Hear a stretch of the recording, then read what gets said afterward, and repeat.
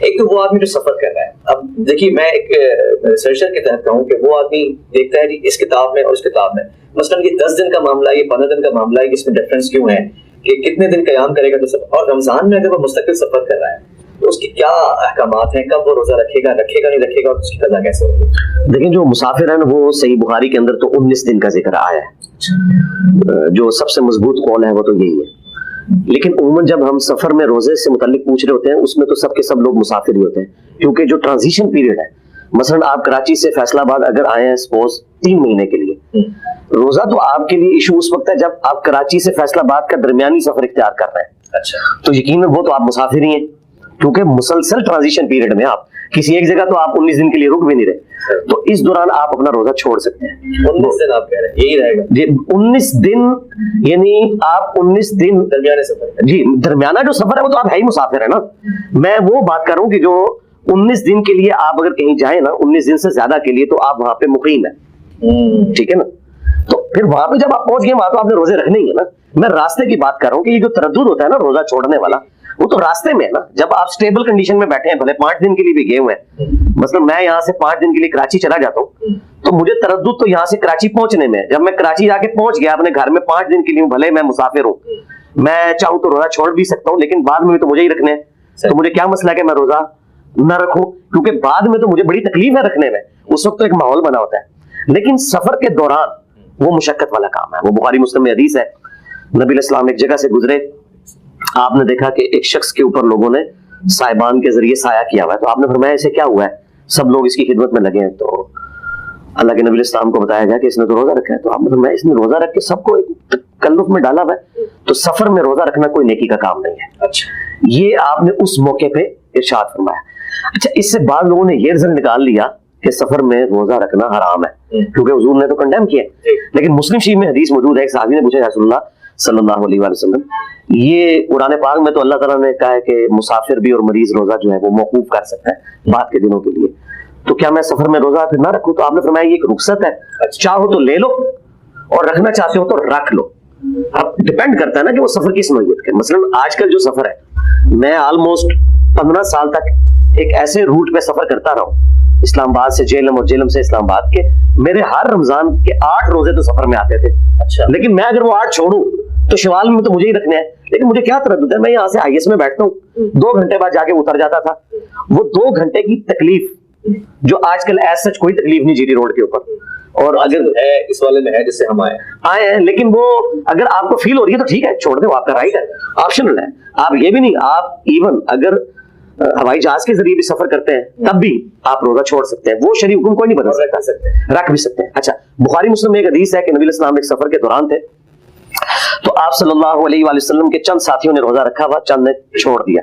جب افطار کا وقت آیا تو جنہوں نے روزہ رکھا تھا وہ تو سارے لیٹ گئے, ان میں تو ہمت ہی نہ رہی, اور جو بغیر روزے والے تھے انہوں نے خیمے لگائے, ان کے افطار کا بندوبست کیا. اس میں نبی علیہ السلام نے ورڈکٹ دی کہ آج روزہ نہ رکھنے والے روزہ رکھنے والوں پر بازی لے گئے. یہ حدیث بخاری میں بھی ہے اور مسلم کے اندر. اچھا, آپ نے روزہ رکھا, اس وقت تو بڑی ہمت سے رکھ لیا, بعد میں اندازہ ہو کہ یار میں تو یہ چلا ہی نہیں سکتا. تو بخاری مسلم میں حدیث ہے کہ نبی علیہ السلام جب فتح مکہ کے لیے نکلے تو عصر کے وقت میں جا کے آپ نے اعلانیہ صحابہ کو جمع کیا اور یوں پیالہ فضا میں بلند کیا اور روزہ اپنا توڑ دیا عصر کے وقت, حالانکہ پیچھے 2.5-3 گھنٹے ہی رہ گئے تھے.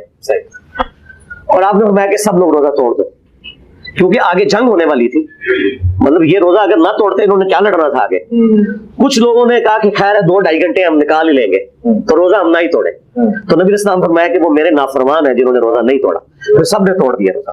اچھا, اس حدیث سے یہ پتا چلا کہ مسافر نے اگر ہمت کر کے روزہ رکھ لیا اور بعد میں اسے اندازہ ہوا کہ میں نبھا نہیں سکوں گا, تو وہ توڑ بھی دے, توڑ سکتا ہے, اور کفارہ بھی کوئی نہیں, صرف 1 روزے کی قضا دے گا. اس پہ یہ نہیں ہوگا کہ آپ 60 روزے اس نے رکھنے ہیں. اس سفر میں ایک اللہ تعالیٰ نے ایک گنجائش رکھی ہے. ٹھیک ہے, سنن نسائی میں ایک حدیث ہے, سیدہ عائشہ کہتی ہیں کہ ایک سفر کے دوران رمضان کا مہینہ تھا, نبی علیہ السلام نے روزہ چھوڑ دیا اور میں نے رکھ لیا.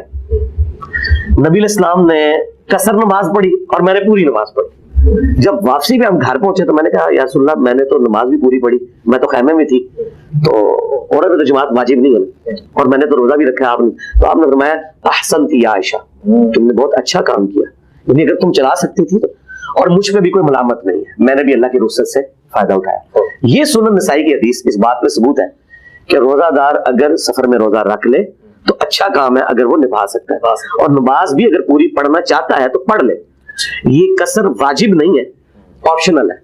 आप कुरान में भी अल्फाज ये हैं कि कोई हर्ज नहीं अगर तुम सफर में कसर कर लो, अलबत्ता कसर करें तो ज्यादा प्रेफरेबल बेहतर है। अच्छा, यहाँ पर रोजे से और सफर से जुड़े हुए दो मसाइल है। मुख्तलिफ मकातब पर किलोमीटर्स को मुख्तलिफ तादाद में बता रहे होते हैं, असल मयार और वो तयन क्या है, कितने किलोमीटर है आज के जमाने में जहाँ सफर होता है? देखिए जो मुस्लिम शरीफ में है ना, वो 3 फरसख का जिक्र है, जो 9 मील बनते हैं, अरेबिक मील। ये मील का लफ्ज अरेबिक से इंग्लिश में गया हुआ है, सही मुस्लिम में मील का लफ्ज मौजूद है, अरेबिक से अंग्रेजी में गया तो ये माइल बन गया, क्योंकि पहले हम दुनिया को रूल करते थे तो हमारे जो टर्म्स हैं वो एक्सपोर्ट होती थी, ठीक है, तो वो नॉटिकल माइल्स बनते हैं ऑलमोस्ट 1.8 किलोमीटर। जो अरेबिक माइल है ना वो हमारे ऑलमोस्ट 1.8 यानी 2 किलोमीटर राउंड ऑफ कर ले तो ये तकरीबन 20 किलोमीटर।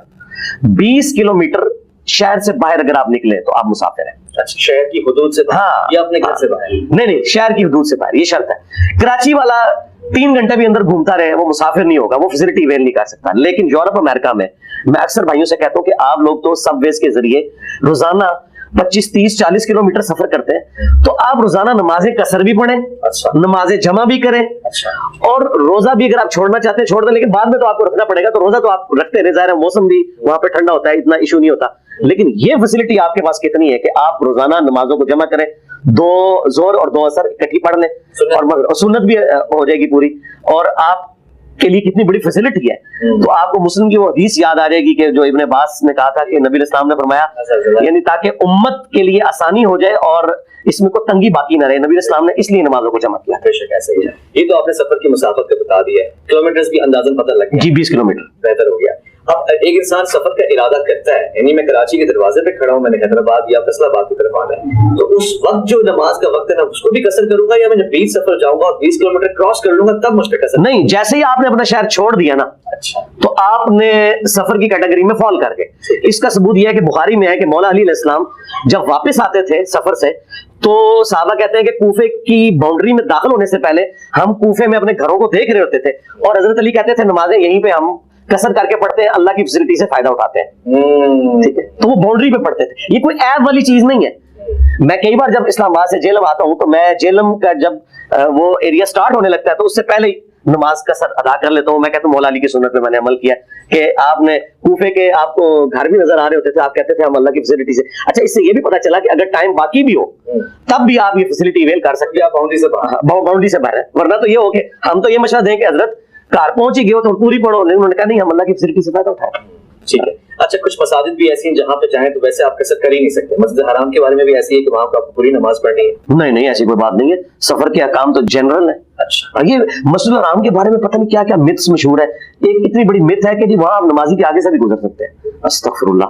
वो कहते हैं नहीं जी, वो देखें बड़ी मस्जिद है तो आप नमाजी के आगे से भी गुजर। अगर नमाजी के आगे से गुजरने का कोई इशू होता तो नबी इस्लाम सुतरे का हुक्म फरमाते, सुतरा रखना तो जरूरी है, तो वहां पे लोग बेधड़क नमाजियों के आगे से गुजर रहे होते हैं। सिर्फ एक एक्सेप्शन दी जा सकती है कि जो तवाफ़े काबा करने वाले लोग हैं ना, वो ऑलरेडी एक इबादत में इन्वॉल्व है, उनकी तो मजबूरी है कि उन्होंने वो चक्कर काटना है। अब जो नमाजी उनके आगे आके नमाज पढ़ रहे हैं ना और उसके आगे से तवाफ़े काबा वाले गुजर रहे हैं, वो नमाजी को एहतियात करनी चाहिए। हम तो जितना अरसा वहां जब कभी भी गए हैं, मैं तो अपनी वाइफ को सामने बिठाता था, पीछे 2 नफिल पड़े जो तवाफ वाले होते थे, फिर मैं बैठ जाता था सुतरा बन के। तो सुतरे का तो आपने एहतमाम खुद करना है। और ये भी गलत मशहूर है कि 2 सफों के बाद आप गुजर सकते हैं। अच्छा, नहीं गुजर सकते। अगर 2 सफों के बाद गुजर सकते होते तो नबी इस्लाम सुतरे का क्यों बताते? एक ज़ईफ रवायत है अबू दाऊद में, उसमें भी अल्फाज है कि एक शख्स पत्थर उठाए और पूरा जोर लगा के फेंके, जितनी दूर जाके गिरे उसके आगे से नमाजी गुजर सकता है। तो फिर भी ये हदीस ज़ईफ होने के बावजूद भी किसी काम की नहीं है, तो आप नमाजी के आगे से गुजर ही नहीं सकते बगैर सुतरे।